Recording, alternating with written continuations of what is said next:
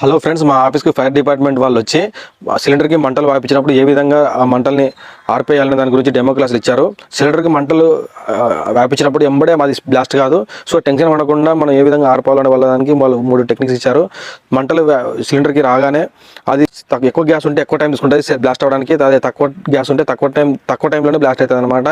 So gas ఎక్కువ ఉన్నప్పుడు సుమారు అది హాఫ్ అన్ అవర్ పైన టైం తీసుకుంటుంది అని చెప్పారు. ఈ లోపు మనం ఏ విధంగా మంటలు అరికట్టాలి అండ్ బ్లాస్ట్ను ఆపాలనే దానికి టెక్నిక్స్ చెప్పారు. దీనిలో ఫస్ట్ టెక్నిక్ చూద్దాం.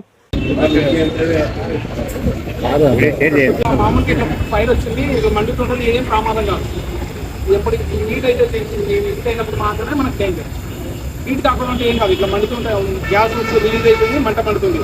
ఇక్కడ స్టార్టింగ్లో ఎక్కువ డెన్సిటీ ఉంటుంది. సో లిక్విడ్ రూపంలో నుంచి మనకి ఇది లిక్విడ్ వేపర్గా మారినప్పుడు ఈ మంట మండుతుంది.